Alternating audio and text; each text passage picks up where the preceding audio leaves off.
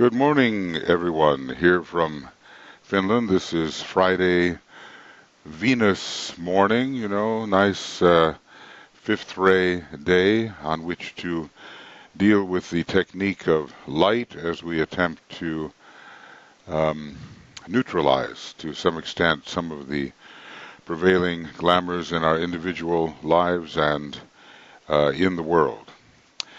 Of course, Venus has a lot more going than the fifth ray, but we really need its fifth soul ray to clarify our thought, because so much of our problem as humanity is we just don't think straight. And we get swept away by our desires, our emotions, our biases, and we see things in a distorted manner. And that we do not want to do. Well, for some of you, it's the wee hours of the morning, and I hope if you're one of those people that is able to attend now, but not usually because it's at this time, then please pick up the program later when it will be posted on Makara. Let's begin together with the sounding of the great invocation. You can put yourself on, self-mute, but sound it out loud if you can in your environment. Okay.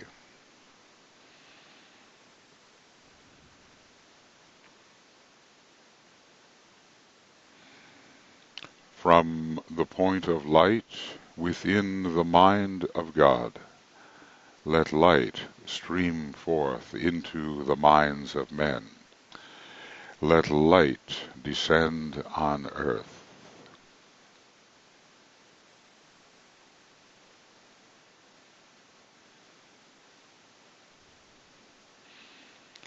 From the point of love within the heart of God, let love stream forth into the hearts of men. May Christ return to earth.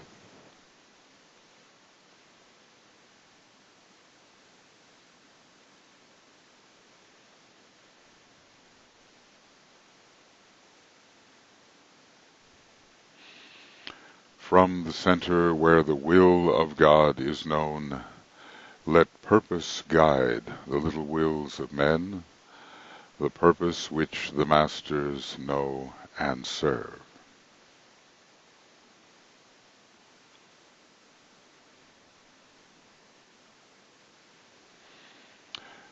From the center which we call the race of men, let the plan of love and light work out, and may it seal the door where evil dwells.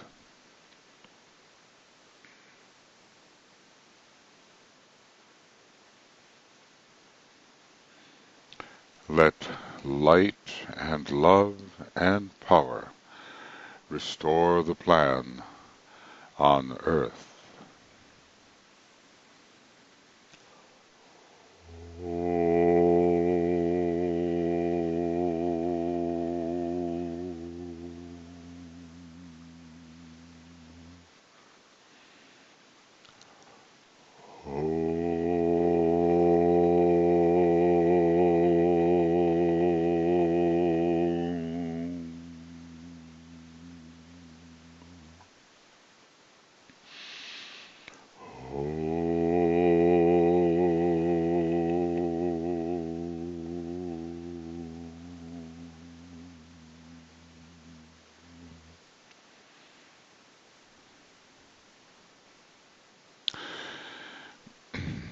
Thank you.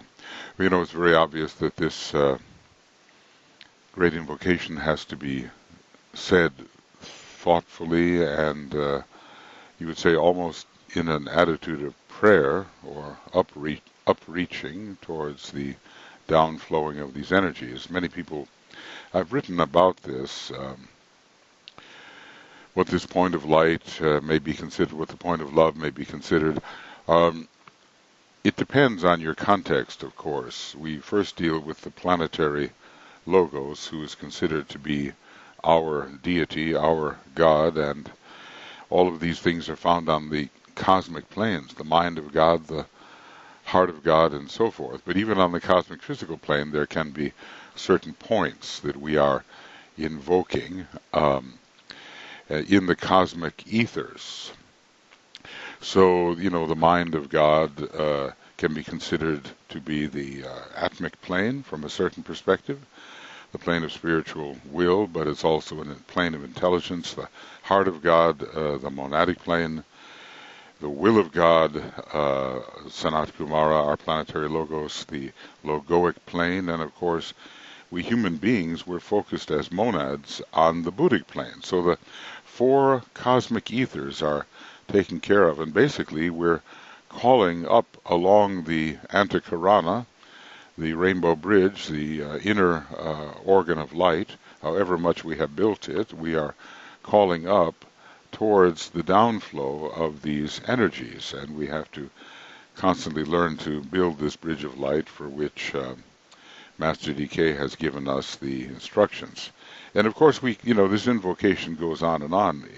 We can consider it in relation to the solar logos as well, and we can consider this even beyond in the same way as the planetary logos, and even beyond our solar system. And then you can well understand that a point like Sirius would become involved, whether for the mind of God or the heart of God, and there's other cosmic locations.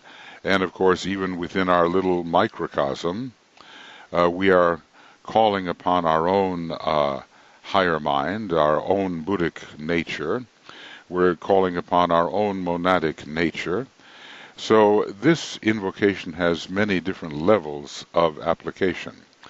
But the point is, we have to learn how to attune with these and not do the invocation automatically, thoughtlessly in any sense like that. Master Moria tells us, it's kind of illustrative. He says, well, if you take vitamins with consciousness, it's a whole lot better than just popping them down your mouth, So we don't want to have a soulless or automatic enunciation of these words which don't have our thought and our presence behind them. I'm sure that's obvious to all of us, but every once in a while I don't think it hurts to be reminded. Okay, now there are a number of things we can do before we begin. I think one of the things I'll do here, I meant to do something in our Dissipation of Glamour Initiative number 8, but we never got there. So maybe to begin a little bit, we're working on the technique of light. We'll come back to the technique of the presence, which is more advanced and deals with illusion. DK does mention it first, but I think that we have to learn to work with the technique of light so we find ourselves actually working, and then we can talk about more the dispelling of illusion. If anyone wonders, how long this can take, it can take years for us to become a little bit adept at this glamour work and this illusion work, and hopefully the devitalizing of Maya. Our first 3 initiations are supposed to take care of that. The devitalization of Maya is supposed to occur to large measure before the first degree, which has a physical etheric focus. When it comes to glamour, by the time one takes the 2nd degree, there may be some residual glamours, but a great deal of them have been dissipated. And of course, I can't say that at the 3rd degree all illusion is dispelled, but a considerable number of the misinterpreted thoughts by which we govern our lives will have been dispelled by that time, although DK makes an amusing comment, amusing to some perhaps, that we have to take the 9th initiation before illusion is at last dispelled.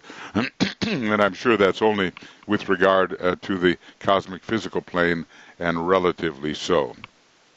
So it's an ongoing path of clarification for all of us, and we have to apply this to our work in the world and humanity's consciousness where it is. And then as we go along the path, the refinements will occur to us, and we will achieve increasing degrees of freedom. But humanity itself at the moment is so wrapped up in its thoughtless, emotional biases, which largely seek for the welfare of the lower ego, that we have some very, you might almost say, primitive work to do. Now, so this is all taken from the Glamour book, and we're on some page or other. I hope I've written in a couple of things in red. Yeah, we're on a page 195 of the Glamour World Problem book, and this is a little bit more about the technique of light and how it's grounded in the Raja Yoga system. You know, the kingly science of the soul. There are many. Yoga always means union with something more divine, and there are various methods of doing so. You know, the outer karma yoga is joining the divine through your labors in the world. The Laya yoga system is reuniting with the divine through a control of your etheric chakra system and other chakric systems. The Bhakti Yoga is union through devotion. The Gnani Yoga, I'm not sure that's pronounced correctly, but that's sort of the way it's spelled, is union through the power of mind. So, you know, it's a sort of a third ray, fifth ray kind of approach. And then we have the Raja Yoga, which is considered, you know, union with the soul, the kingly science of the soul. But we're going to be going further than that in the New Age into the yoga of synthesis, which is called Agni Yoga. It's the yoga of fire, and somehow it brings all these yogas together. But the truth of the matter is that maybe for the past 10,000 years or more, the works of the great sage Patanjali have been operative, and they are still hardly assimilated by the students of the world. And this is the Raja Yoga. So if we could take this nice, let's call it a fifth ray, second ray approach to understanding the clarification of consciousness and of the mind, we would be doing very well. And then we can get on later to the yoga of synthesis, which has its different ray applications. So this, the rules for the technique of light, that's what we're working with, have been adequately laid down in the Raja Yoga system of Patanjali, of which the 5 stages of concentration, meditation, contemplation, illumination, and inspiration are illustrative. Now, I just want to point out for those of you, I know you all follow your astrology to a certain extent, but every one of these stages is a stage of meditation. And it is correlated with an astrological sign. So concentration is correlated with Leo, and with that circle with the dot, which is the sun. Bring it all together and don't let your mind scatter. Then comes the prolonged thought along a certain line, which is meditation, and it's ruled by Virgo. Then comes contemplation, in which we learn how to slip into the meditation, the ongoing meditation of the soul, which is a Libran factor, and the subject and the object begin to become one. And then comes illumination, which is interestingly and usually associated with Taurus, and certainly is associated with the mother of light, Taurus, but in this case it's associated with Scorpio. And illumination means that we have at last penetrated to the first of the cosmic ethers, which is the Buddhic plane. And then comes inspiration with Sagittarius, where you're beginning to touch the divine breath of the monad. You know, there's something there about the 6th ray and the monad on the 6th level, and Sagittarius being the major 6th ray sign at this time, and breathing in divinity. And then comes other things like initiation for Capricorn, universalization for Aquarius, and identification for Pisces. Well, these are all continuing stages. So the 5 stages of, let's call it meditation, the usual meditation approach, are followed by the 5 rules. And these are the 5 rules, and you probably know them. Internal and external purification. You submit your vehicle to fire. Obviously, you're going to have a lot less distortion in your consciousness if things are pure. Blessed are the pure in heart, for they shall see God. The whole idea that cleanliness is next to godliness, which means if we get rid of all of these various distortions, we're going to see reality. Then there is contentment, and that doesn't mean that we don't have divine discontent to achieve. You have to contain both. Fiery aspiration, and Master Moria, he's a Chohan, and you say, well, I'm done with the stage of aspiration, now I'm meditating. No, it's not like that, because fiery aspiration follows all the way through the whole order of rising beings. Even the planetary logos aspires, even the solar logos aspires. Aspiration is the longing to reach the source, and the sources become ever higher. Spiritual reading, well, it's a lot like spiritual discernment. You look at the world, and things are not just what they seem to be. They always point to a higher spiritual archetype. And devotion to Ishvara, this is devotion to the inner God, and you are that inner God. So we have to realize our own higher nature and be devoted to it and follow its rules, so to speak. These are the nijama, or the 5 rules. And then, all of this is the technique of light, is based upon this, and we're trying to use the technique of light. Then come the 5 commandments. Now, in the Moria Federation, we study these in a systematic manner and meditate upon them, and I know also that you have, read these things and are trying to apply them to your life. So as far as the physical nature goes, harmlessness is the first of the 5, and this covers a man's physical acts as it relates to all forms of divine manifestation and concerns specifically his force nature or energy, which he expresses on the physical plane activities. He hurts no one, he injures nobody, and I'll tell you what, harmlessness is physical, yes. But any one of us can realize that we must learn to be harmless in our emotional responses, which is maybe rare, harmless in our thoughts, and we have these critical thoughts of the lower mind. So it really has to apply to the entire personality nature, really. Then there's truth to all beings, and this concerns primarily the use of speech. Now, the whole idea about seeing clearly has to do with whether we are truthful or not. If we do not lie, we will see clearly. And there's all kinds of ways to lie. You lie to others, you lie to yourself. There's all kinds of distortions there. So truth is very, very important. Truth in the innermost part. So the truth in externality becomes possible. We have to be reasonable and true in our thinking and not try to fool ourselves or allow ourselves to be fooled by our own thoughts. This is a large subject and deals with the formulation of a man's belief regarding God, people, things, and forms through the medium of the tongue and voice. This covers the aphorism in Light on the Path.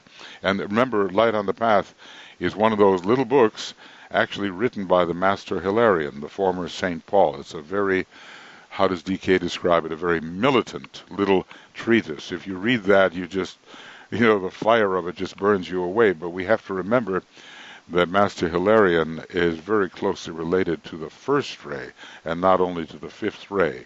He takes the kingdom of heaven by storm, and he expects everybody else to do the same. So before the voice can speak in the presence of the Master, it must have lost the power to wound.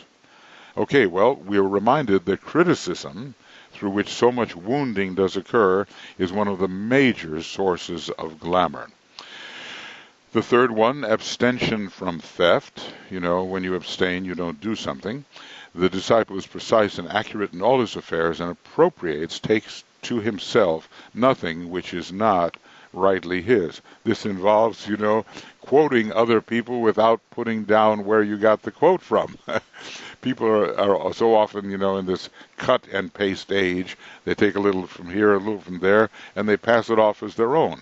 Well, this is called plagiarism, and in fact, it is a form of theft. So always, train yourself to give attribution to the quotations that you use so that we know what belongs to you and what belongs to someone else. This is a large concept covering more than the fact of actual physical appropriation of others' possessions. There's the appropriation of their mental possessions, too. We know what belongs to us and what belongs to others, and if we try to wrongly inflate ourselves, our power, our prestige, our reputation, whatever, by taking what is not ours, it all comes back to us. Okay, so then he goes on. So we can see that he divides these according to the physical nature, astral nature, and maybe mental nature, but it's not quite so simple.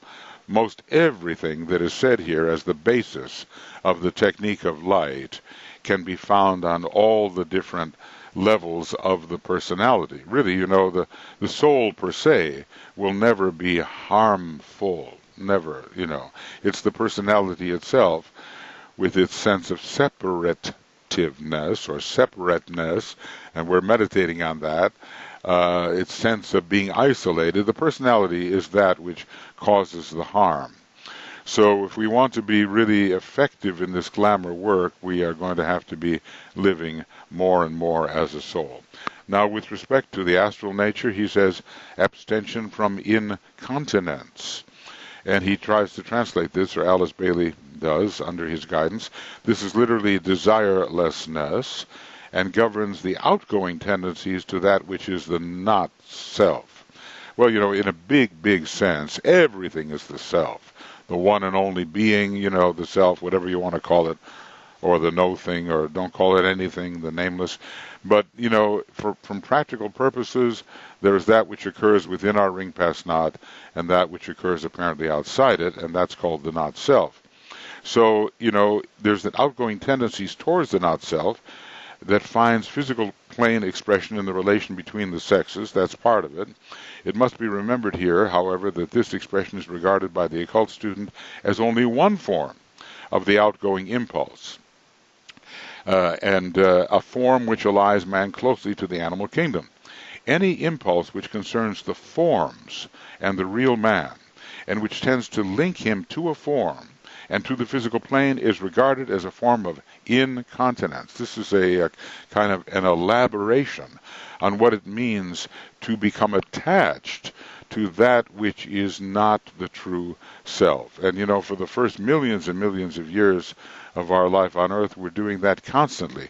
And only later do we begin to withdraw and abstract towards the center, under Venus. Now, this is very interesting because we operate on a Venus day where the fifth ray is involved. We analyze, we detach, we come to the center. We use centripetal force instead of centrifugal force, which is Martian. So it's all a contrast between the outgoing Martian desire impulse and the ingathering of Venus towards the center where we truly find ourselves. So the physical plane incontinence should have been left behind by the disciple long ago, but there are also many tendencies towards pleasure-seeking, consequent satisfaction of desire nature to the true aspirant, and they are likewise regarded as incontinent. So if we cannot center ourselves within the soul, within our consciousness, within that inner sense of being which is detached from all perceptions, then we are still to a degree incontinent. So you can see how deeply these particular commandments command. They are very thoroughgoing. So we can see again this can be applied to far more than just the astral nature. And then finally he says the mental nature. Okay, abstention from avarice. This deals with the sin of covetousness. You want what the other person has, and it's literally theft upon the mental plane. Theft lies behind so much. We seek the wrong method of becoming the greatness which we essentially are. We seek to accumulate things to ourselves as if that can restore us to our true inner spiritual nature, and it cannot do that. Of course, we have to acquire knowledge and all that, but we have to earn that along the way. We cannot take from anything else or anyone else and sort of attach it to ourselves and think that we are thereby becoming greater. The greatness lies in identification with the inner God, which we are. So the sin of avarice is said here may lead to any number of physical plane sins and is very powerful. All kinds of wars of aggression and acquisition have been fought where one group wants what the other has and is willing to take it by force. It concerns mental force and is a generic term covering those potent longings which have their seat not only in the emotional or kamic desire nature, but in the mental body too. So he's almost saying that there's a kind of desire or outreaching which the mental body has as well. The commandment to abstain from avarice is covered by St. Paul when he says, I have learned, in whatever state I am, therewith to be content. You see how it goes back towards the idea of contentment in the rules. That state has to be attained before the mind can be so quieted that the things of the soul can find entrance. And I'll just finish this paragraph here, and then maybe we can have a little questioning or discussion if you wish. So these are the 5 commandments. He asks us to study these, and then there are the 5 rules, 10 in all. You know, this was put forward by the first sub-race of the Aryan root race. You can understand how the 1, the 10, the 5 all work together, and the will and the mind really begin to express themselves in this Aryan root race, the 5th root race, and especially the archetypal group that sets this going, which is the Indian group, long, long ago.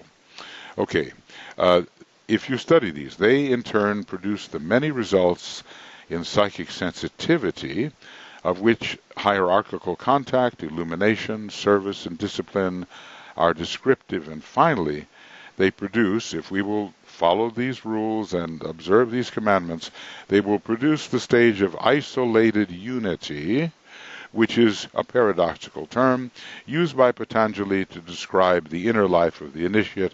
In other words, sometimes DK says it's a good term, sometimes a bad term, but basically what you do is instead of all the multiplicity that's around you, which is so confusing and so divided, you isolate within its midst the unity, the oneness, which unifies all the diversity. And that takes a long time to do, and we really have to work upon that. Okay, so now I'll just pause for a little while here. Maybe, these are very, very important things, and they are the foundations of the technique of light that we are using in order to dissipate our individual and global group and global glamours. You see, if we don't continue to train ourselves, we cannot be useful in this task. We'll become part of the problem, thinking we're doing well, but we'll become part of the problem rather than part of the solution. So we have to, the training is meticulous. It really uses the 5th ray in the mind, this kind of training, and there's no way to avoid it.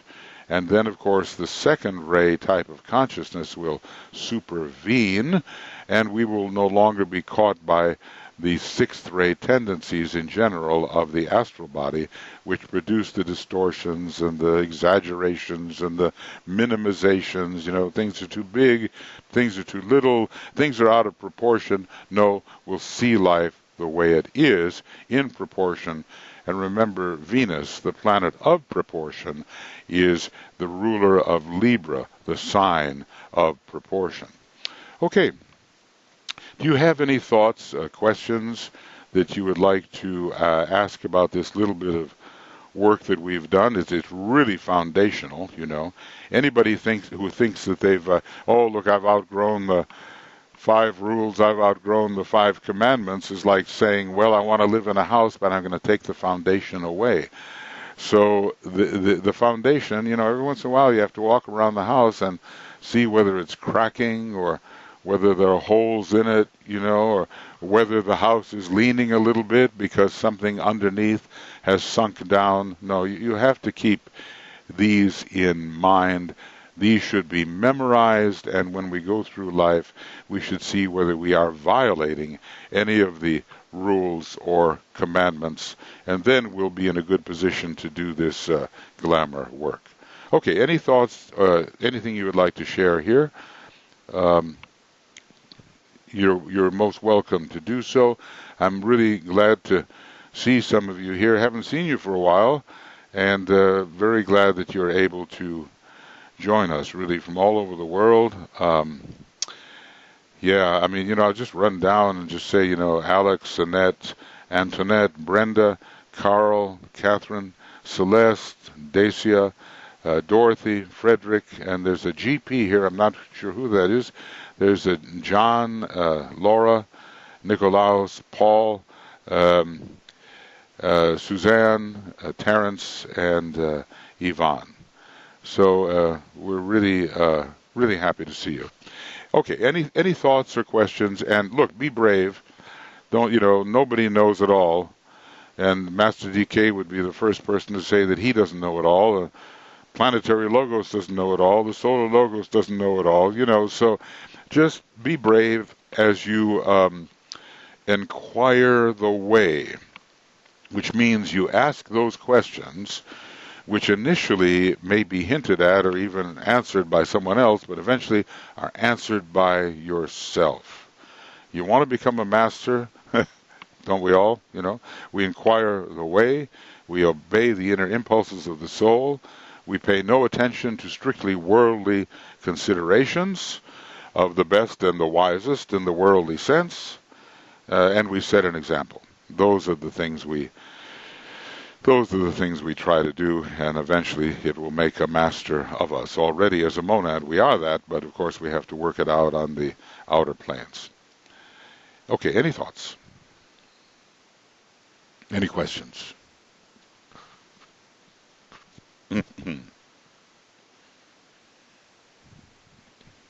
Okay, Nicolaus, please go ahead, Nick. Yep. I wonder if I have sound. Yeah, you do. You Can you hear me? I hear you well. I hear you. No. Yeah. Right. Fine. Well, to our experience, to our group in Greece, we have instituted. We're working is functioning 1 year now.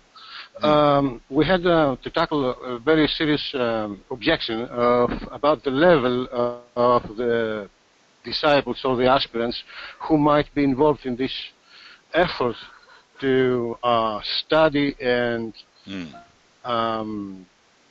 accomplish the teaching of the book Glamour World Problem. And it is it was we had to tackle many concerns about it. Oh, yeah. And slowly we realized that it was not the context as far as it is involved to the last technique we had last week. Yes. It was that it is something that the average, let's say, educated person on this earth can handle, because it is a strictly magical technique. The formulation of the circle of the participants, and the looking from eye to eye, and the protection formula, and everything. All that. Everything was a magic formula, completely magic formula. Probably something that was giving a reference to past ages, past centuries techniques, I suppose. Anyway, now this day technique, of course, is more advanced. Yes, it is more advanced. And the technique involving the presence, for instance. Oh, yes. And I remember your comments about the relationship between of a solar angel and angel of presence, which was quite interesting. Yeah. Yeah.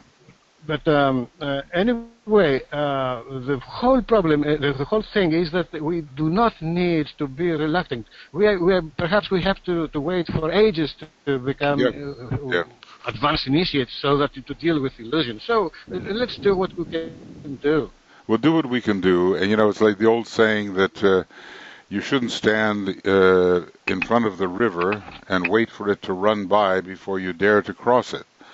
So we're going to get wet here, and there's going to be a current, and we cannot hope that someday we'll be ready. The old saying on the second ray, being lowered into the grave, and the hand reaches up and said, one more seminar, one more book, then I'll be ready. So there has to be a certain daring, like with Master Moria from the Book of Daring. You plunge in and you do what you can. Now, let me just say a little word about these groups that Master DK had. He organized people into groups of 9, and they were largely arcane school applicants. And they were, people like you and I, and they were not, by and large, even initiates of the second degree, okay? Basically, most everybody had taken the first degree. There was only one man who had somehow, as DK said, failed to stand before the Christ, to take the first degree, but even he was included as an accepted disciple. Very interesting, and expected to do all of this work. So it's not that these people were of great spiritual accomplishment, but they certainly had their heart in the right place. They had their aspiration directed. They wanted to improve, and they wanted to help. And with those qualities in mind, without being too refined and demanding about the qualifications, we can do something and we can help. And we'll just learn to get better at it. Obviously, as Alice Bailey said, she said, I always had the feeling that the Master was using me not because I was the best. As a matter of fact, maybe I was only the third best, but not even the second best, but at least I was willing, And sometimes our willingness is what qualifies us for the work, where people who are even more advanced don't have quite the same motivation or willingness as we might have. So we do what we can do, and we do not look for perfection yet. I'm one of those people that if I'm making a washing machine, and it's only 70% perfect, I'm going to get it out the door, and then I'll get feedback on it, and it'll go up to 80% and 90% and so forth. So, we do what we have to in this time that demands doing. Okay, Nick, thank you. And tell your group all the best to them, and there's no perfection here. There's no perfection anywhere, not in any of us. We do what we can do. Okay, other thoughts or questions by anybody at this point? It looks like there's a question here from Brenda. Let's see here. What is the link for the Ask broadcast? So Brett is putting that in. Can you elaborate on how we, as aspirants with good intention, are... Well, look, every time we fail to recognize a negative quality within ourselves and do not have control over that negative quality, we are spreading that particular quality quite unconscious to our own understanding. We are spreading it. So if we have a good view of our pluses and minuses, then we can avoid acting in such ways, either physically, emotionally, or mentally, that actually contribute to division and separation and distortion, and just problems in general.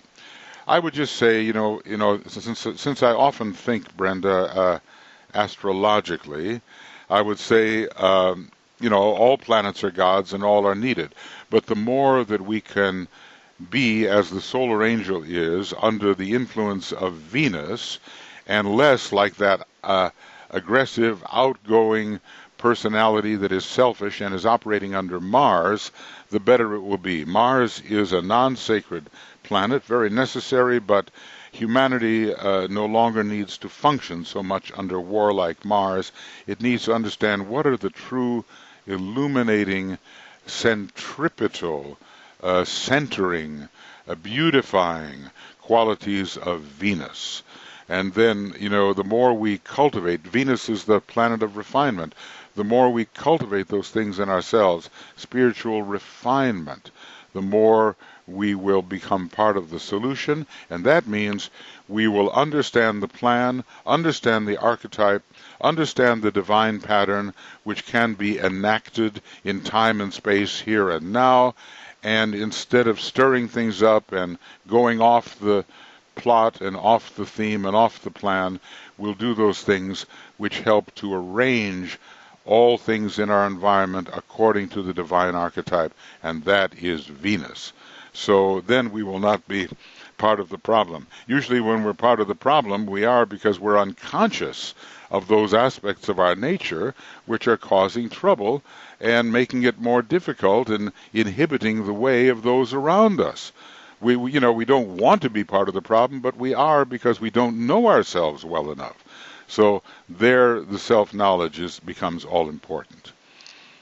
Okay, and then, right, and where can we find these? And they're all in the light of the soul. Okay, whoever asked that question, where can we find the list of the 5 rules and 5 commandments? Dacia, you asked that question. You just go to the light of the soul. And actually, what I did this morning was I just put in my Alice Bailey CD-ROM, which I strongly recommend that everyone have, I just put down, quote, 5 rules. Then I looked, and there they came up. And then, quote, 5 commandments, and I looked, and there they came up. And then, of course, also the elaboration on them came up as well. Raja Yoga is indispensable. DK said, you're supposed to have a couple 3 books in your hand. Every aspirant disciple should have this. One is the New Testament. One is the Bhagavad Gita. One is the Yoga Sutras of Patanjali. And then, one of my favorite is called the Viveka Kudamani, which translates, it's by Shankaracharya. It translates as the crest jewel of discrimination. And it's that Mercury-Saturn thing where you're able to discriminate the physical, dense physical body of the planetary logos from the etheric body of the planetary logos. So, in other words, it allows you to understand what is truly livingness from the Buddhic plane on inward, and what is more outer and external, mental, emotional, and astral plane. It allows you to understand what is being and what is activity, what is being and what is becoming. So I just carry that book around with me all the time, and when I wrote my book on infinitization, that was the basis of that book, The Crest Jewel of Discrimination. So DK asked that we have those 4 books in our possession. Maybe I'm forgetting one, I don't know. But those 4 I know are listed. Now let's see what else. I don't dare, Brett, get rid of this question sheet, because then I will... There's a couple more questions, Michael. Yes, and I think I'm looking at them. One from Celeste. Yes. It is not up to us to complete the task, but that doesn't mean we may shirk our obligation to take it on. Okay, that's wise, I would say. The saying of the ancestors, okay, it's good. Revisited. My new favorite quote seems to speak to this. Okay, it is not up to us to complete the task, okay? But, the old saying, the journey of 10,000 miles begins with a single step. We have to begin. We have to take on the task. If it's a long journey, if it's a great construction, if it's helping Christ in the Aquarian age, how many incarnations will we have as we attempt to do this? 10, more, 20? Whatever. So we have to begin, and that is where the first ray will to initiate, to take the plunge, is so important. We stand before the river, we wait for the river to run by, and then we'll cross when it's dry. No, that's not how it is. We have to wade in.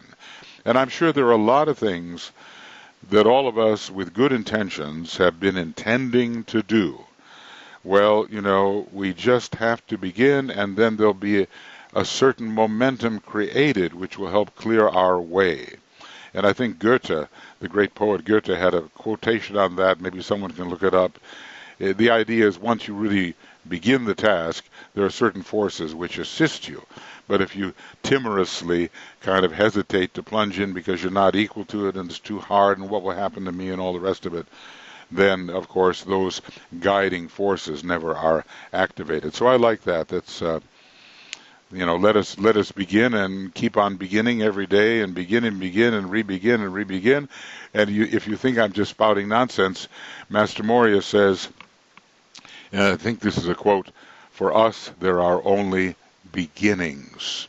Of course, he's tremendously identified with the Aries energy, which is the energy of beginning, but it's as if everything that is undertaken is an initiative at every moment. For us, there are only beginnings. Okay, now what else am I missing? One last question from Suzanne. Right, got it. I was quite well reminded in the webinar last night about the whole idea of even a complaint and adding to the gray matter of the fogs of glamour. Right, complaint. Yeah, that was well described, and Moria's so direct about this. Why obstruct your path with a load of complaints? It's almost like every one of them is a thorn or a nettle, or it stops you, or it somehow prevents you from being positive to circumstance. So yes, that is, I think, good points for all of us. And since many of us are on the second ray, either in our soul or in our monad, the second ray has the self-pity problem, and complaints grow out of that. So we are well advised to pay attention. Did I miss anything else, Brett? Are we okay? We're okay. Okay. All right. Anything further before maybe we move on to our meditation, or maybe take a quick look at some seventh ray glamours? And they're not easy to understand, really. I've looked at them, and they some of them are a little bit unusual, but interesting, I think. So, Michael? Yes, Brett. Alex asks, please name the 4 books again. I missed one. Yeah, and my question is, can I even remember them? Okay, well, there's the New Testament. There's the Bhagavad Gita. There's the Yoga Sutras of Patanjali. And the Viveka Kudamani. Viveka means discrimination. And I suppose Kudamani, we're dealing with the, like the jewel in the lotus. So it's called the crest jewel of discrimination. And basically, it's the method of ceasing your human incarnations through understanding what is reality, and then developing a certain non-desirousness towards that which is not reality. Of course, in the larger sense, it's all reality, but, on our way up, we have to discriminate between that which is essential and that which is of the not-self and is temporarily non-essential. So those are the 4 books that I remember, Alex, and gosh, if there are any others, those are the 4 that I remember that he thought one should have. And I there was a certain translation of the crest jewel, and I think it was by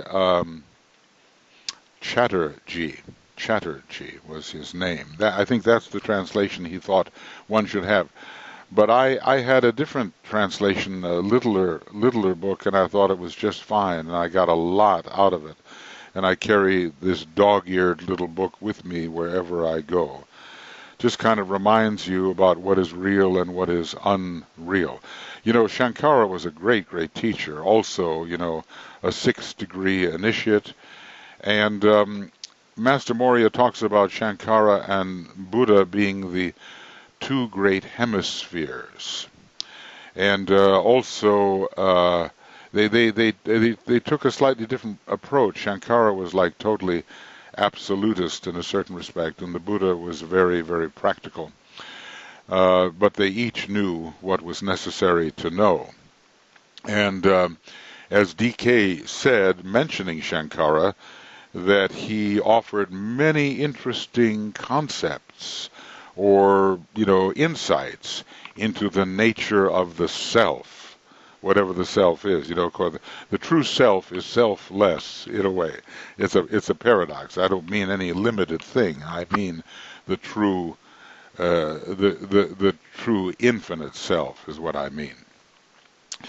Okay, so have those handy. They're always good to refer to, and of course, if you have a red letter version of the New Testament, it's just amazing what the Christ said with his first ray mind. He really cut through the glamour in an amazing kind of way, and it's astonishing how direct he really was in speaking that way. Even though, these scriptures, like the New Testament, are said to be for those on the probationary path, once again, we don't forget those things that we learned on the probationary path. We go there and we dust them off and we make sure they're really part of our essential response. Otherwise, we will be building on a very shaky foundation.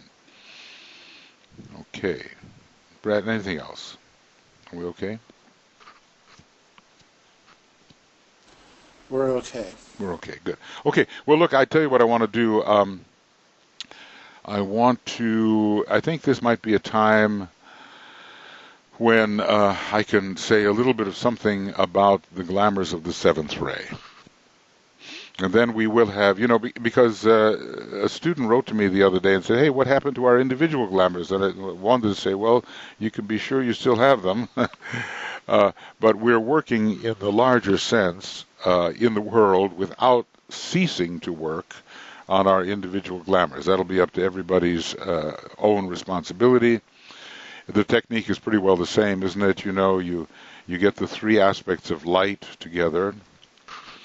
The light of substance, the light of the mind, and then the light of the soul. It all comes in. You create a beam of light, a searchlight. It's under the fifth ray, pretty much, the most luminous of all the rays. The fifth ray, the most luminous of all the ray lords. And you send that beam out onto the astral plane. You find the individual glamour that you are working with. You understand the relation between light and the glamour and the damage the glamour is doing, and then you work visually at dissipating the glamour. Actually, the technique is fairly straightforward, and of course you make sure you are protected in a sense. You can use the mantrams, but also simply by the light of the soul and identified more as the soul than with the problem, and the protection will be there, though those mantrams are very, very effective. Now, when it comes to the seventh ray, which is coming in now, and many will be the seventh ray souls that are entering, there will be practical magicians in the world, and the question is, will they be on the strictly mental side, which we sometimes call black magic, or will they be working with the white magic of the soul? So this is called the glamour of magical work. You see a lot of that going on the TV. Some people are doing some amazing things. I don't know how they do them, and they're obviously on the seventh ray. But there's a bit of the showmanship involved there. So a lot of I, the magician, I manipulate and I command the powers, and I feel personally excessively important, and I lose my sense of proportion. I think, Aleister Crowley was one of those guys on the second ray. He knew a lot. Seventh ray, he knew a lot, but there were a lot of egotistical aspects to what he was doing. He had Leo rising after all. And so you sort of view yourself as the center of the magical circle. It's a bit like the spider at the center, and you begin to think of yourself, as the magical operator, and you become more important than even what you do. So this is self-referencing, and you know that wherever there is self-referencing, there's going to be glamour, because you are exaggerating your own importance, and then you're failing to see in proportion. You don't really have a completed point of view. You don't see proportionally. So if you're referring to yourself without detachment, there's going to be glamour. And if you're thinking of yourself in that way, so look at me. I am the magical worker.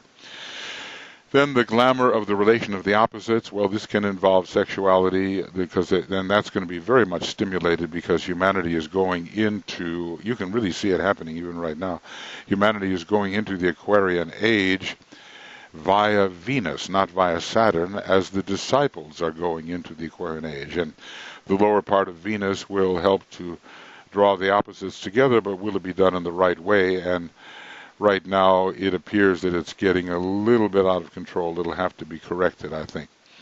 So the question arises, should these opposites, which I am bringing together, be rightfully brought together? Because you can bring the poles together, but, is it part of the plan? Then you can demonstrate your prowess at doing this, and you can be involved in it, and you're just subject then to the law of attraction, and you don't stand back and really see the purpose of bringing these things together. Then here's an interesting one. Like I say, they're not easy glamours to define. The glamour of the subterranean powers. Well, all you have to do is kind of think about Gandalf and the Lord of the Rings and all that. He went from being Gandalf the Grey to Gandalf the White. And the subterranean powers are markedly present in the Lord of the Rings. Now, he knew a lot, obviously, Tolkien, as he was writing those things, and he was a Capricorn, I do believe, with a lot of Leo, and his Capricorn nature acquainted him with the depths that are hidden within the earth, because, you've got a diamond here, and pretty much the White Lodge and the Black Lodge are described by that diamond. And you can go down into the infernal depths in that lower triangle of the diamond, or you can rise into the heights. It's the depths and the heights are contained in Capricorn. So you develop a sense of superiority over these lower powers, which you, the egotistical magician, can summon and command, and you get an exaggerated sense of personal potency, and you exhibit these powers for admiration and for gain, and you're always interested in invoking and calling forth that which is low and which you can control. The genie appears and you go command the genie. Well, it's a power trip, and remember that the seventh ray is the concrete aspect of the first ray. It's very much connected with the first ray, and those who are seventh ray souls, many of them eventually resolve upon the first ray. This is similar to the glamour of that which brings together. Well, you'd make a good matchmaker. The question is that which is brought together, does it serve a higher impersonal purpose, or does it feed the pride of the one who is able to bring things together? So are you really following the plan and the archetype? Because it's possible to bring many things together. The question is, does the divine plan at this time and in this space require it? Otherwise, you're just demonstrating your prowess and you're out of alignment with the intention of the superior powers. This we see a lot coming in, the glamour of the physical body. In a seventh ray age, the seventh principle, so to speak, will be the etheric body. The outer physical body is not really a principle, but in some methods of enumeration, even the physical body is considered a kind of principle, and people are so focused on shaping up the outer form. So we see this in our modern materialistic civilization. People spend a tremendous amount of tension on making the outer unreal effect that we call the physical body exactly the way they want to do it. There's all the cosmetics, there's all the surgery, even the physical fitness can be for purposes of vanity, the modeling industry. Okay, it's great to have models, and we want to look like those models and all that, but we begin to forget the inner human being. So the emphasis becomes excessive on the outer form, which after all is the least real part of us. All the dieting goes on, and you're supposed to look in a certain way. There's been a recent healthy reaction against that. Some of the models in previous years have looked so close to death, you wonder whether they're going to just faint and die on the runway. Almost a cadaverous look, a sunken look, not vital, not healthy at all. You're setting a very, very bad example. So finally, a more realistic approach to being human on the physical plane has come in and counteracted that kind of example, which was so unhealthy. Anyway, what is it to be good looking? All those things. Interestingly, it said that the fourth root race, many members of them were very, very beautiful. Huge people, of course, 25 feet tall, 27 feet tall, 30 feet tall. That kind of immense stature in the fourth root race, and even more, according to Blavatsky, in the Lemurian root race. So man really was the dominating factor. You could kind of kick a Tyrannosaurus out of the way. So to be really beautiful, what does it mean? But there was a certain vanity and self-centeredness that went along with it, and that had to be overcome because tremendous excesses took place in that period of great, great beauty. Anyway, just ask ourselves, who do you think you are when you look at your body? Is that you? Or is it the instrument, and do you really find yourself internally? In the seventh ray age, a lot of this is going to be emphasized. We already see it happening. The glamour of the mysterious and the secret. Well, this is rather exclusivistic, and it keeps us in power over others, and there are those who reference the mysteries and secrets as if they know all about them and others do not, and they hold a certain power over those who do not. So it's a way of gaining control over others. Remember, the seventh ray is a control ray. It's very related to the first ray, but it exerts control in particular things and particular methods rather than just the general control of the first ray. So, you oftentimes are holding back and retaining and not sharing and being cultish and exclusive about what you know and what is known by others. And, they cannot possibly penetrate, and you can, and it's a method of making yourself important, and whenever you do that, you're distorting your own value, and, you're creating the distortion on which glamour is based. The glamour of sex magic, well, sex sells. You sell a new car with a beautiful girl draped over the car, or maybe a really good-looking man or something.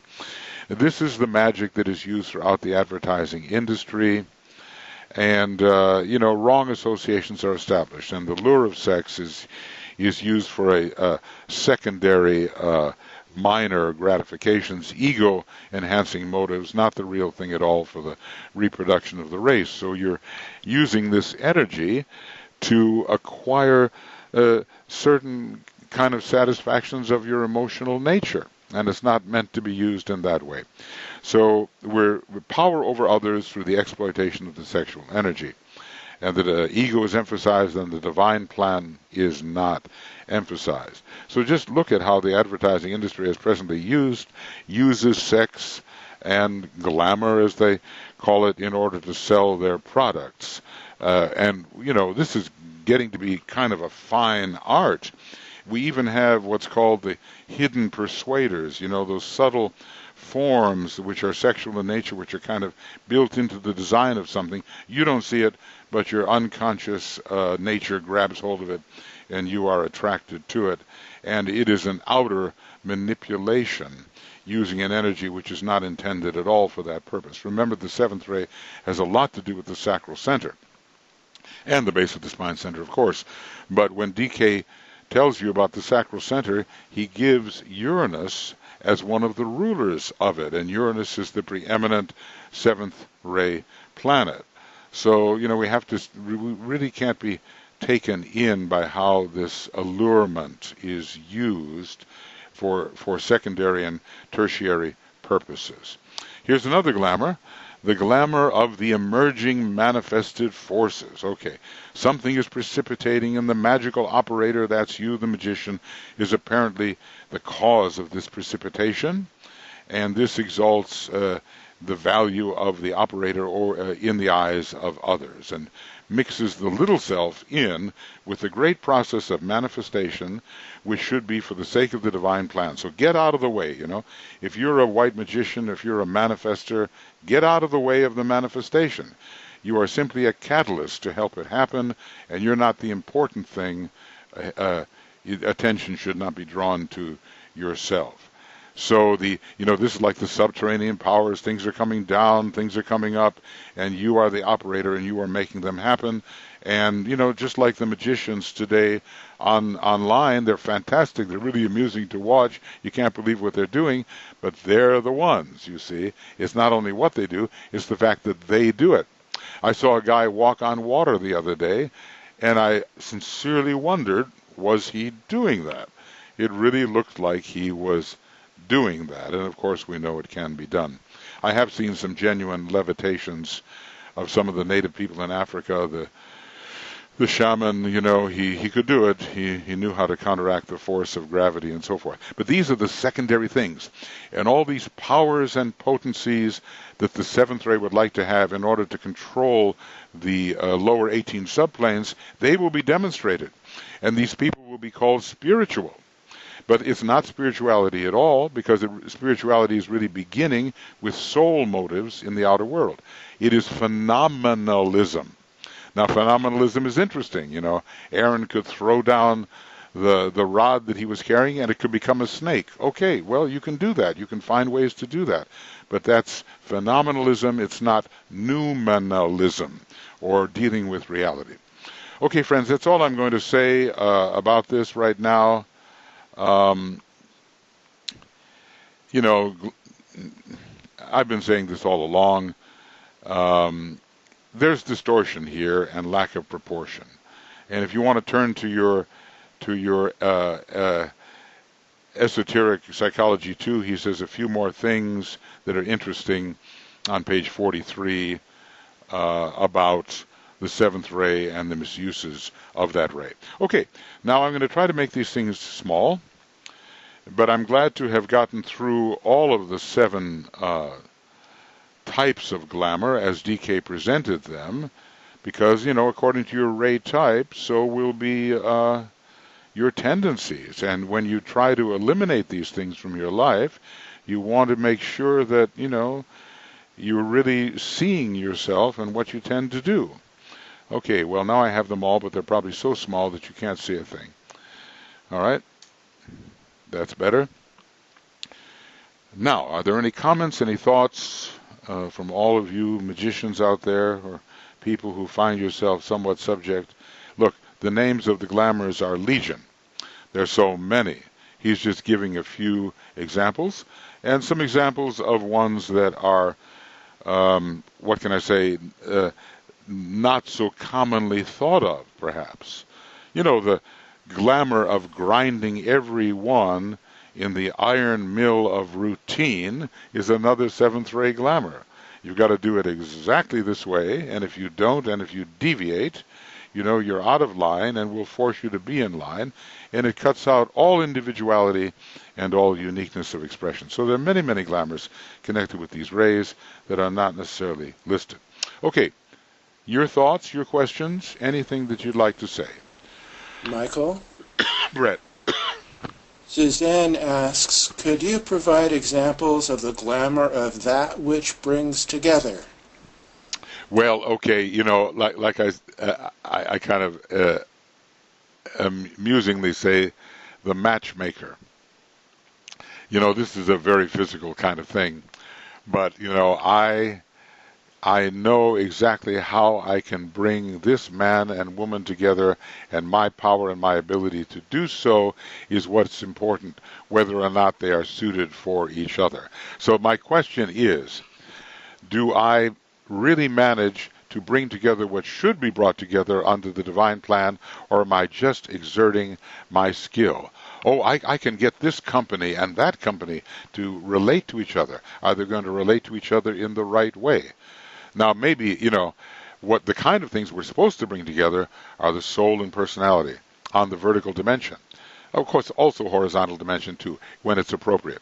But that would not be a glamour. And the techniques and the magical methods of bringing together the higher and the lower are also abilities of the seventh ray. But you have this ability because you understand relationship, how to bring together different items on the physical plane.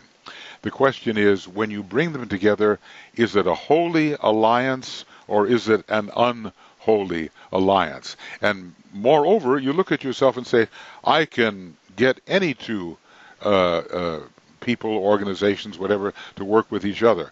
Should they be doing so? And are your motives correct?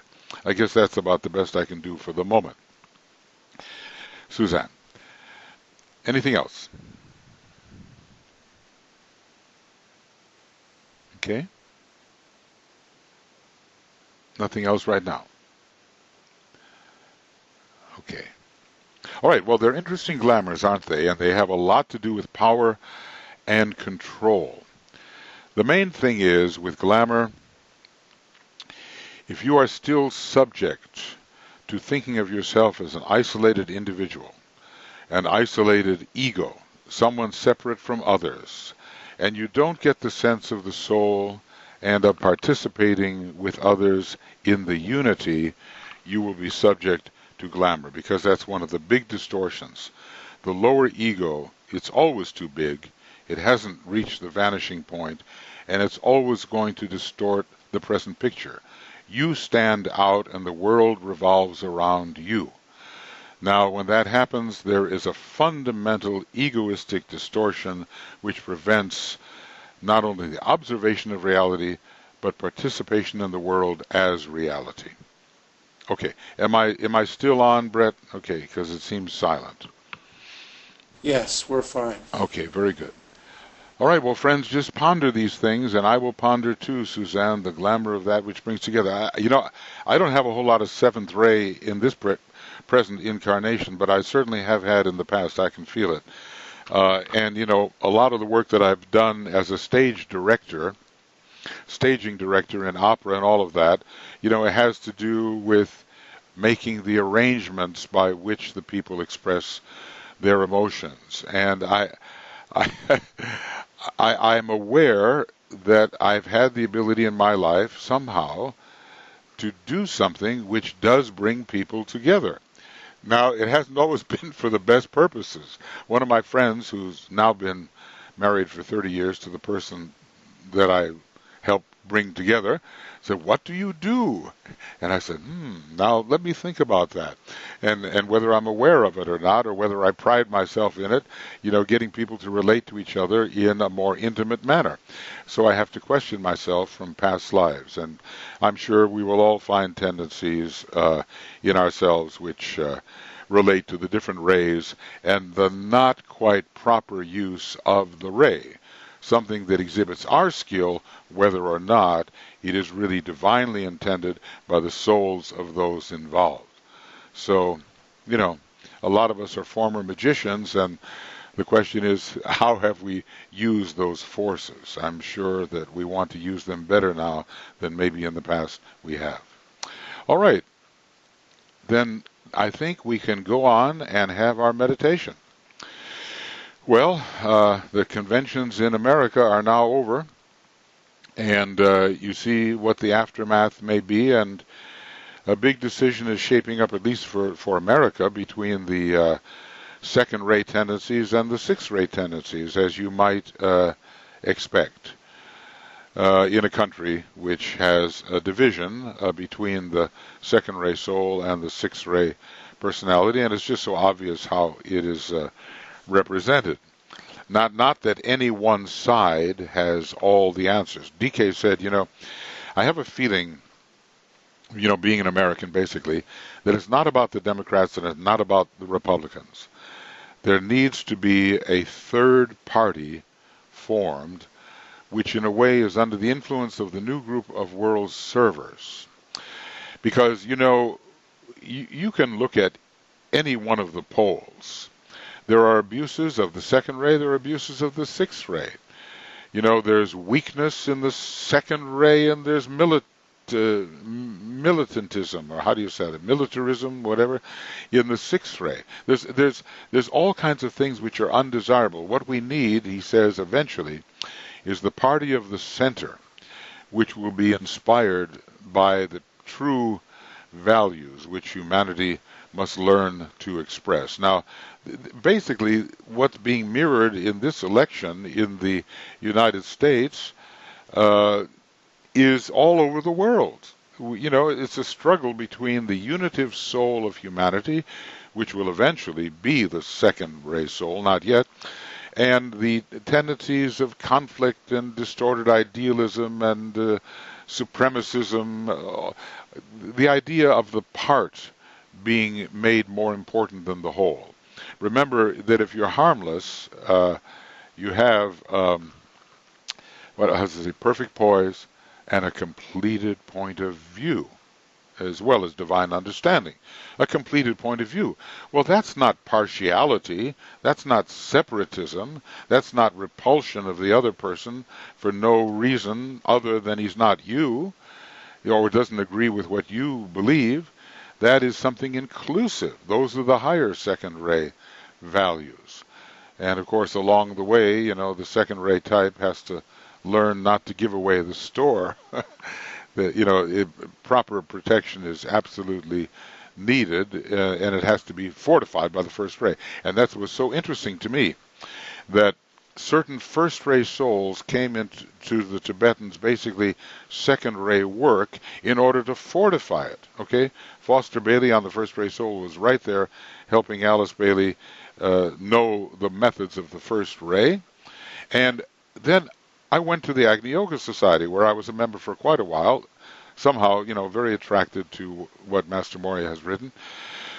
And I talked to the head of the Agni Yoga Society, and I realized that he was serving Agni Yoga and Master Moria, but he was basically a KH disciple. He says, yeah, for me it's always been KH, you know, the great second ray master. And I realized how the different ashrams assist each other by loaning their disciples to each other, so that an imbalance is not created and a balance is created. So there were second ray disciples in that first ray group, there were first ray disciples in the second ray group, and in that way a proper kind of relationship could be maintained and things would not get out of control.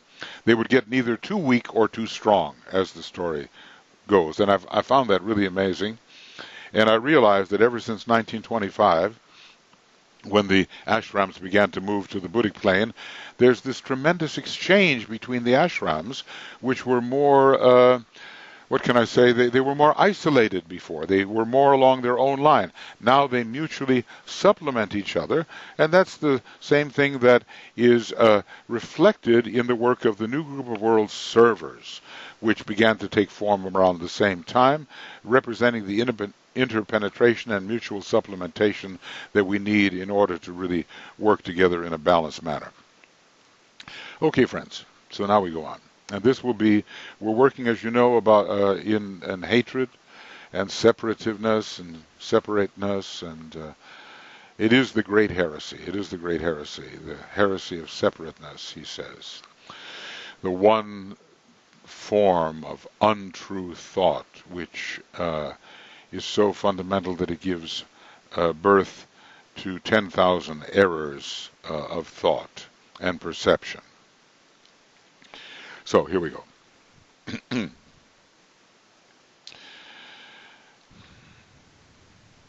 Now we, you know, as I said, we cannot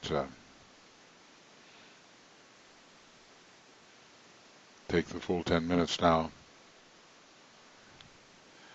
but we will be in silence a little bit.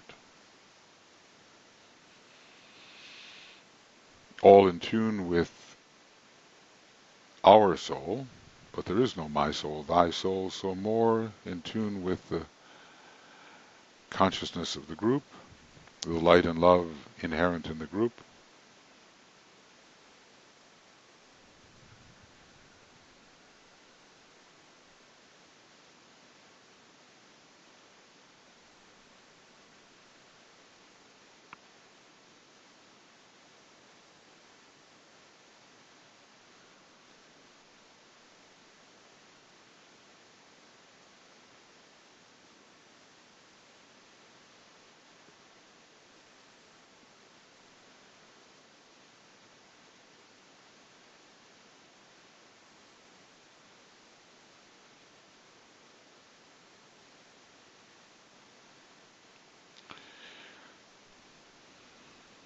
And in this silence, the three lights that we work with come together. The light of personal substance, the light of mind, and the light of the soul, all visualized, drawn up, drawn down, meeting in the mental vehicle, on the plane of mind.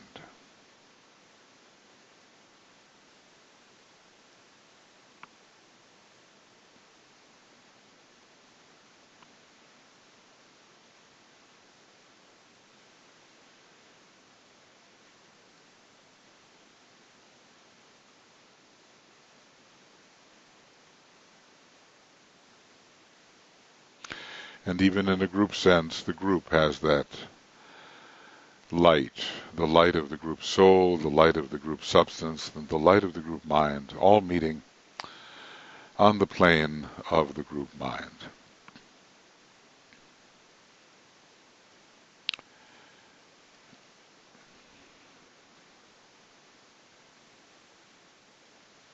And now realizing that this is serious work, we stand within the light of the soul,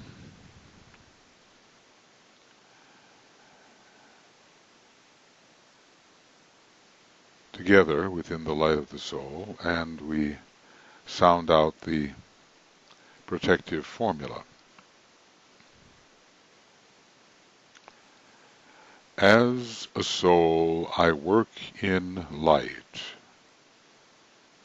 and darkness cannot touch me. I take my stand within the light. I work from that point. I work, and from that point I never move.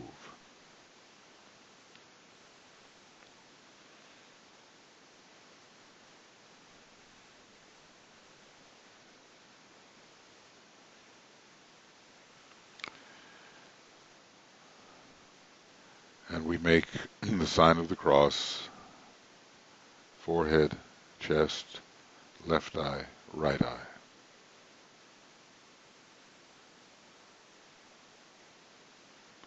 We are a unit of light. The soul is light.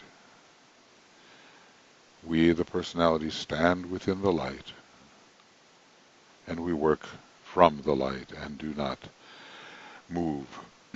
From within the light we are.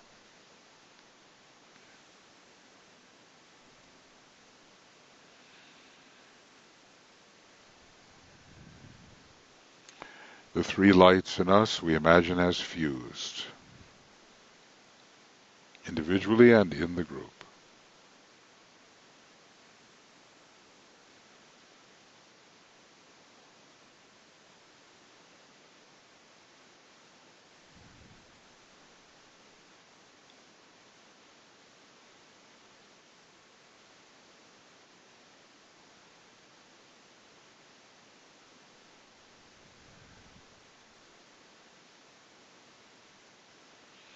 There's a feeling that this light that's coming together is substantial. Light is substantial. The universe is light, condensed light.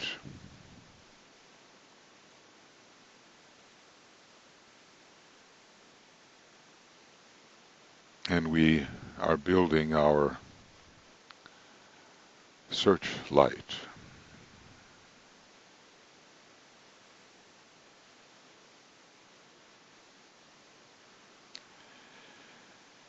And we say together, the light is one. And in that light we shall see light. This is the light that turns the darkness into day.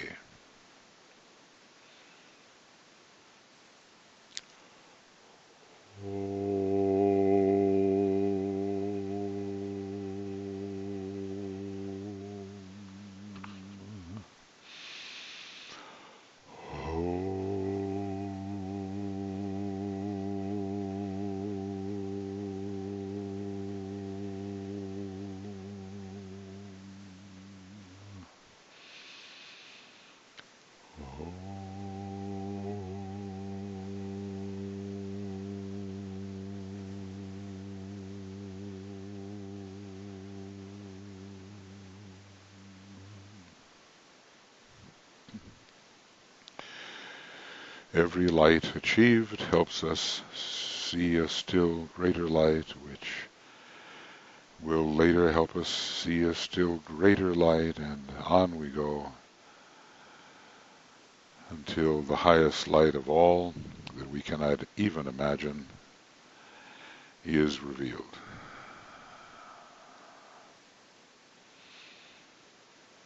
And so together we're standing within the light, and as souls we are the light.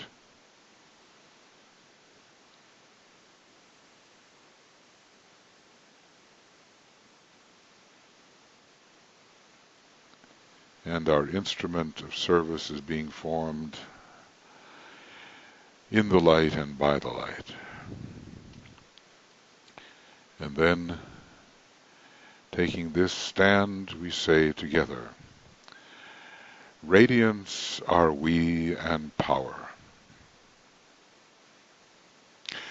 We stand forever with our hands stretched out, linking the heavens and the earth,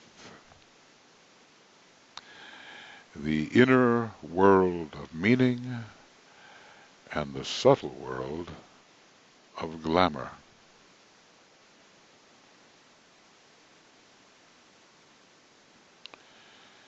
We reach into the light and bring it down to meet the need. We reach into the silent place and bring from thence the gift of understanding. Thus with the light we work and turn the darkness into day. And we human beings ruled by Scorpio must remember that Scorpio is given as the sign of illumination. That's our destiny as human beings. And the light of Scorpio is the light of day. That's what DK calls it. That's the victory.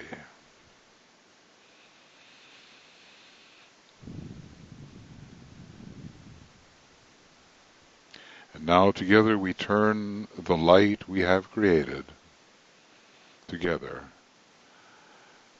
our individual and even more importantly the group searchlight, turn it onto the astral plane through the power of imagination.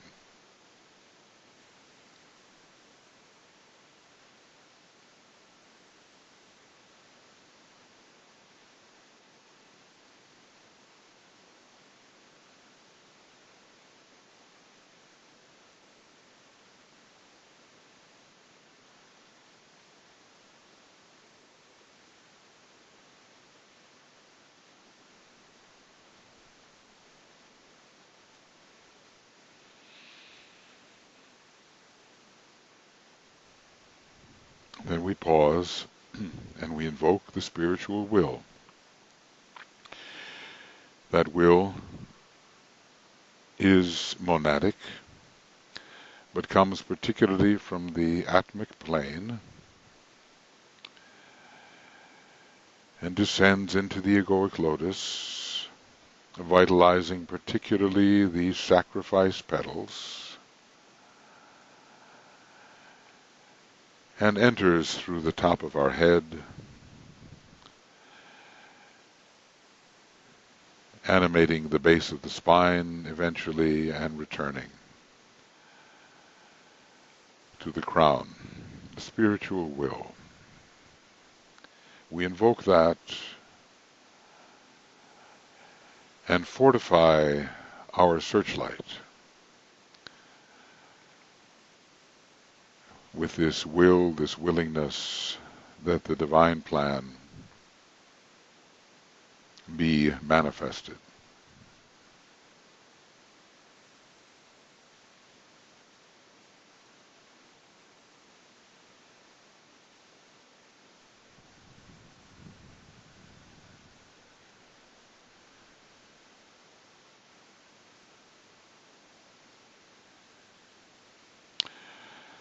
And fortified by the spiritual will,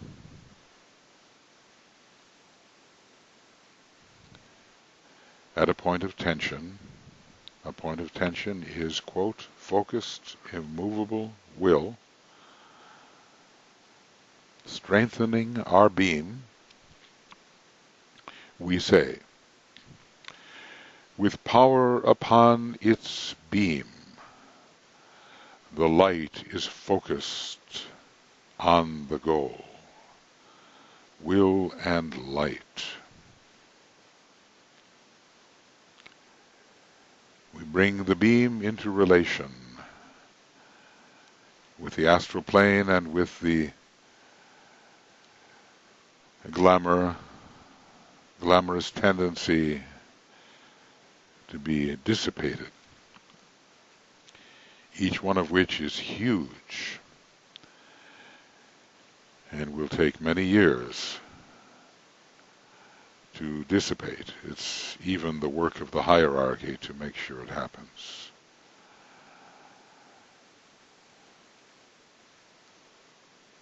So it is the glamour of hatred, the glamour of separativeness.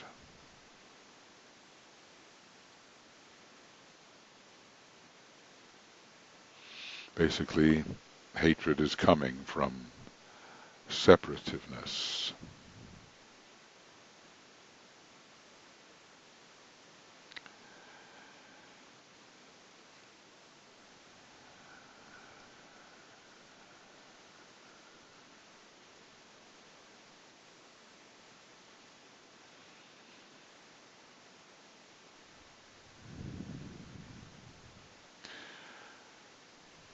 I'll use the sounding of the Om after each of these words of power.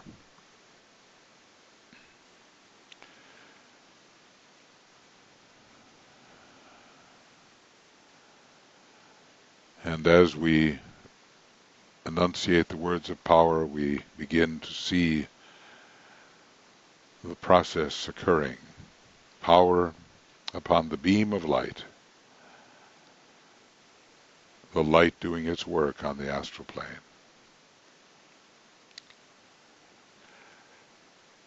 The power of our united light prevents the appearance of the glamour of hatred and separativeness.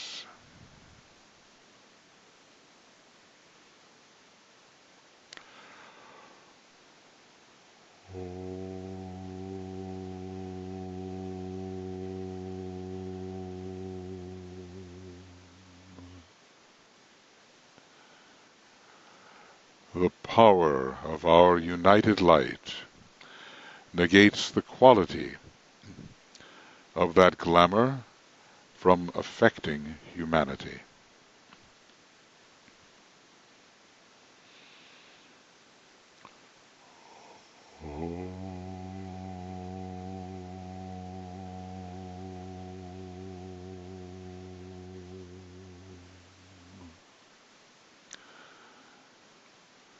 The power of our united light destroys the life behind the glamour.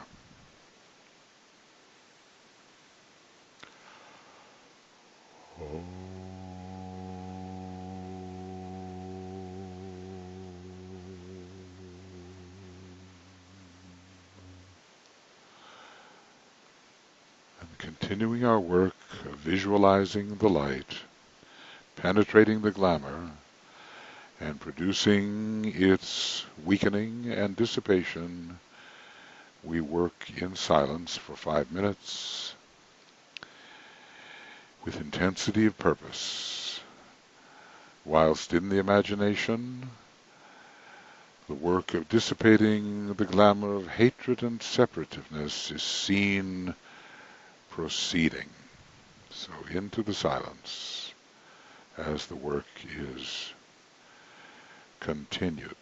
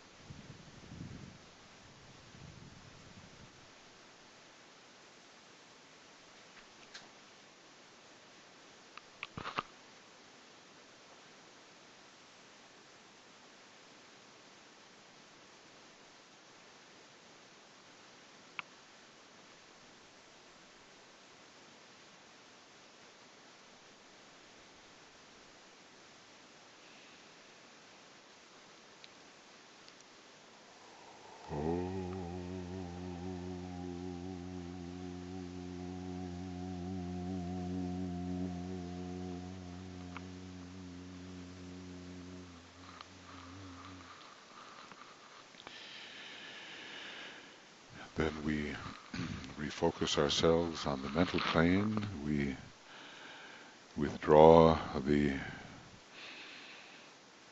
group searchlight, the individual searchlight from the astral plane.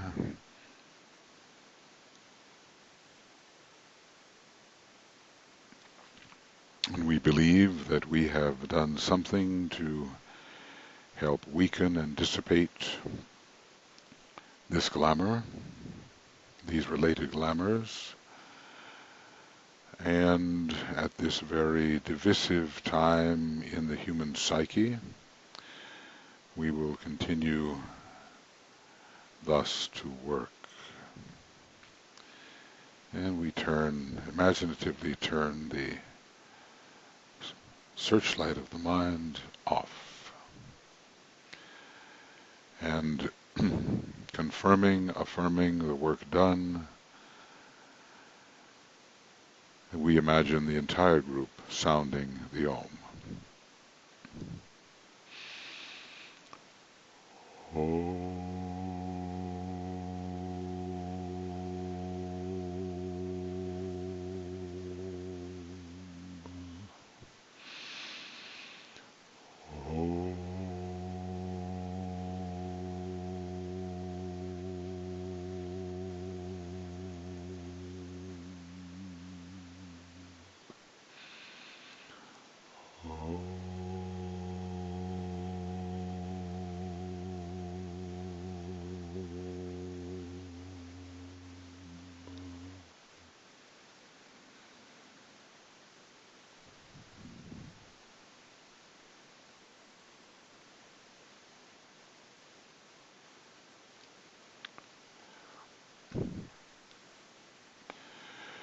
Thank you, friends. I think the work speaks for itself, and you can see how you can use the basic technique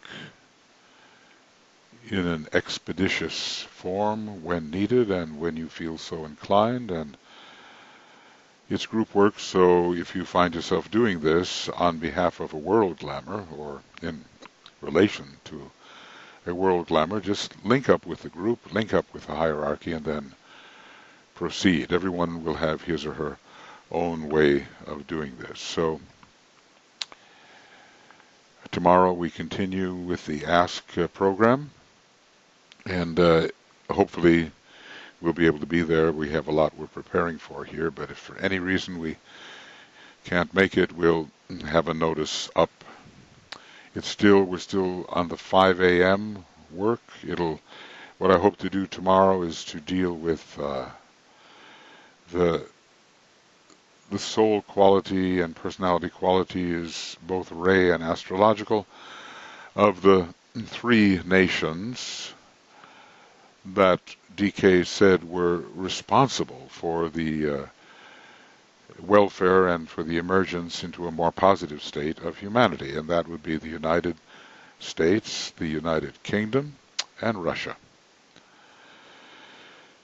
And maybe we can, kind of see that triangle at work, particularly related to the three planetary centers of New York, London, and Geneva. So thank you very much for attending our Dissipation of Glamour number 9, and let your friends know if they want to participate, and that all of this will be posted on the Makara website shortly. And people who have not been able to, I can see that there are more European people here right now than there would be Americans. It's the dead of night for some people on the East Coast and in South America and so forth.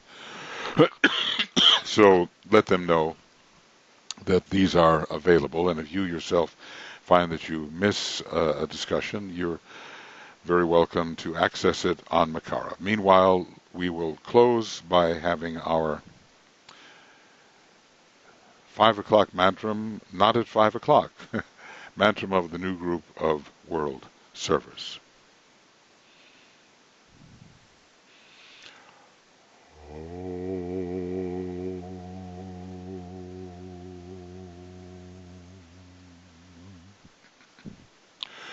May the power of the one life pour through the group of all true servers.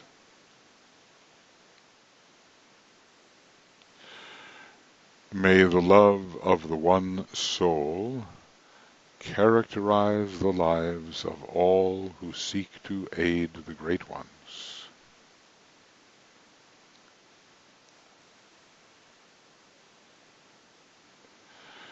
May we fulfill our part in the one work through self-forgetfulness, harmlessness, and right speech.